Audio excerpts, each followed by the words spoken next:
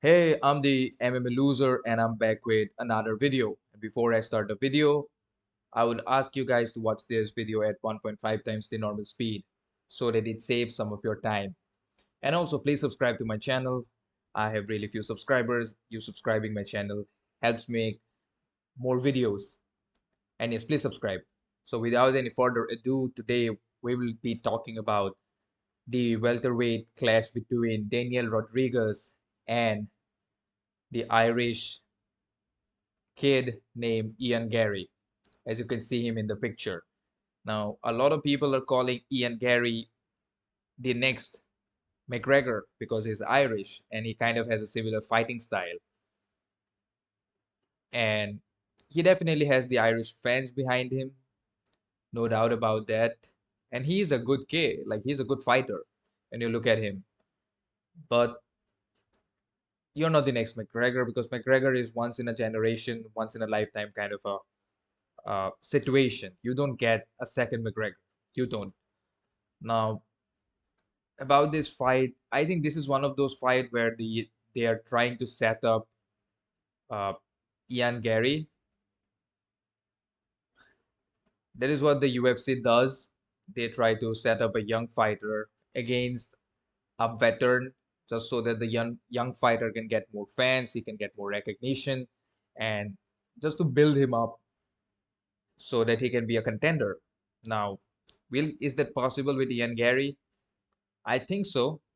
He has the looks, he has the style that makes people excited, and of course he's Irish. They love fighting over there, and overall he is a good fighter. But the thing is, he's fighting Daniel Rodriguez. Now, Daniel Rodriguez has only 3 losses in his MMA career, and he has 17 wins. He's 36 years old, and Ian is, I don't know how good, old Ian is 25. So Daniel Rodriguez is 11 years older than Ian Garry. So age is definitely not on the side of Daniel Rodriguez, especially in a weight division like welterweight, because because normally welterweights are supposed to be a little bit younger compared to light heavyweights or heavyweights. In those heavier weight classes, it doesn't matter your age is, you can be a little bit older and still do well.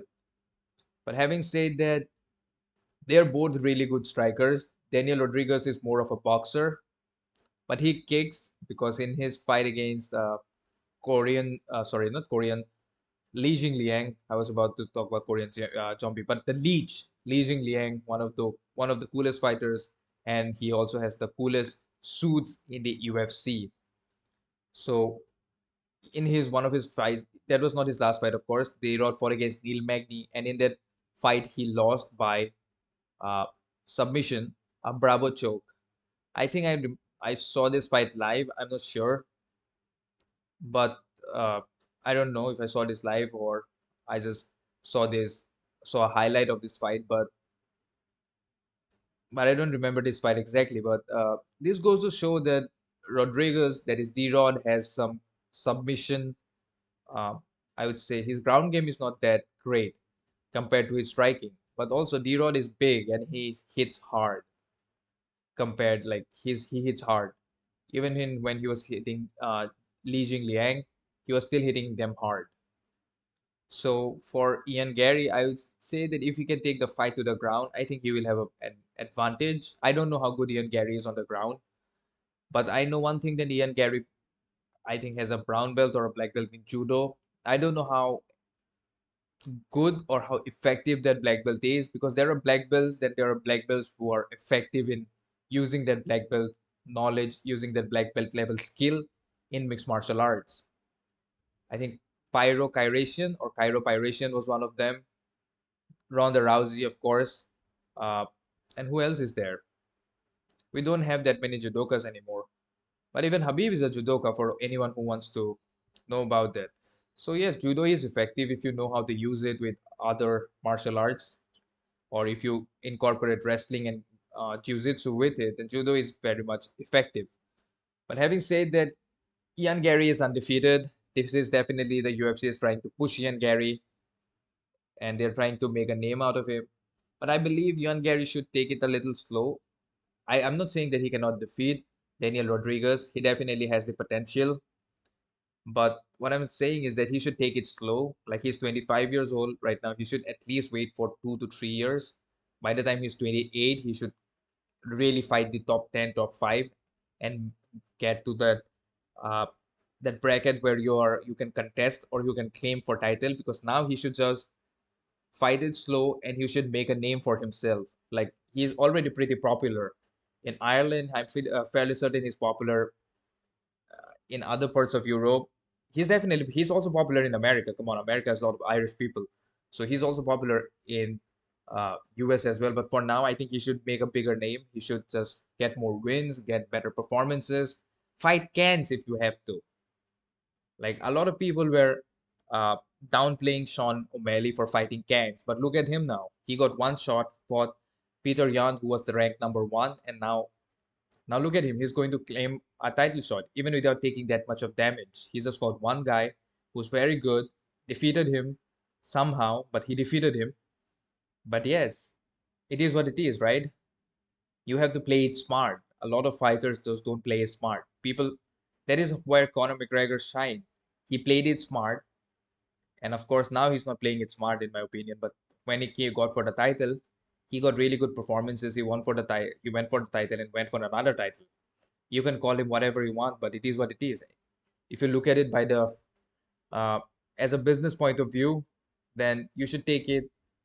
You should win more fights with less damage and make a name for yourself. Because at the end of the day, nobody's doing this for free, and you cannot do it for a very long period of time. So make as much money as you can. Now, I'll just look at Ian Gary's previous fight. He fought against Kenan Song, Gabriel Green, Darian Wicks, and Jordan Williams in his last 4 fights. Those were his UFC fights. Then before that, he fought against Jack Grant in Cage Warriors and Rostam Akman, Lawrence Jordan Tracy, and a number of other fighters. So he has 11 fights. So his last fight was a TKO win against Kenan Song, and he had 2 decision wins before that against Gabriel Green, Darian Weeks, and also a KO win against Jordan Williams, which was a great debut. And a lot was being said in the debut that how he is the next big thing, and he can definitely be the next big thing. But I think I might be a little wrong, but I think this fight with Daniel Rodriguez might be a little too soon for him. That is what I believe, because D-Rod is not a joke. D-Rod will strike with the cue and he will hurt you on the feet. He has really good boxing.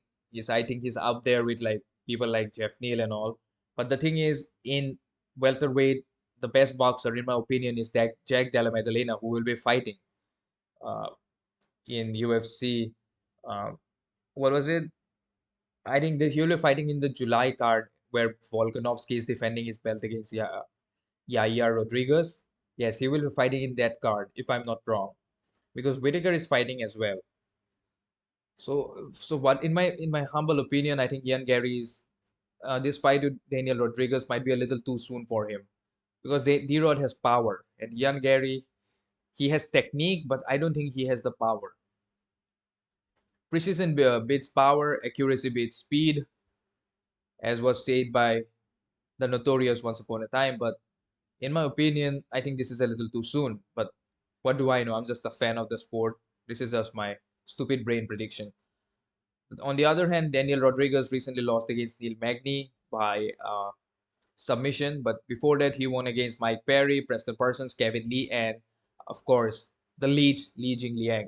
But the Li Jingliang fight, I think the Leech probably won that fight. A lot of people gave it to Lee. A lot of people gave it to the Leech, but the Kevin Lee fight, of course, he won that fair square. Preston Parsons, I think he won that TKO. So, and Mike Perry, of course, he retired Mike Perry, if I'm not wrong. But now Mike Perry is in BKFC and is making a name for himself. He has become the superstar in BKFC. That's great. Good for Mike Perry. And before that, he lost against Nicolas Delby. I don't know who Nicolas Delby is, but that was in 2020. So he won against Dwight Grant, Gabriel Green, So he also fought Gabriel Green, but he fought him in back in 2020. And when did Ian Garry fight him? Ian Garry fought him in 2022. So it is what it is, man. D-Rod has a lot of like D-Rod has lost what two times in his career by unanimous decision, and D-Rod has technically lost only once in his career by a finish. Yes, D-Rod has only been finished once in his entire career. So this also kind of gives me the vibe that Ian Gary is taking it a little too soon, too early, too fast, too early, or whatever you want to call it. But he's so this might not do well for Ian Gary, in my opinion. D-Rod might just have a unanimous decision win against Ian Gary. So my pick for this fight will be D-Rod by unanimous decision. I think this will be a 3-round fight, so I'm predicting an unanimous decision for D-Rod. But I can be wrong. I don't mind being wrong. I'll love to see Ian Gary, but whatever he is doing, he should take it slow. We have seen too many fighters like Darren Till take it too far, like climbing the rankings too fast, winning fights against Cerrone, then getting a title shot and all, then just losing those fights.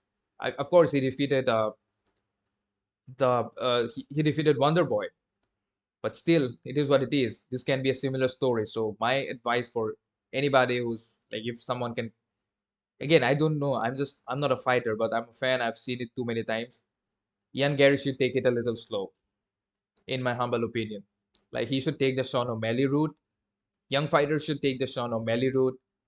Take your time, build the brand, build the name for yourself, and then slowly and steadily climb the rankings, become a champion, and have a good, healthy, successful career. Unlike just going and becoming a champion, trying to become a champion, and in the process, is ending up losing your, uh, losing your mojo, losing that undefeated record.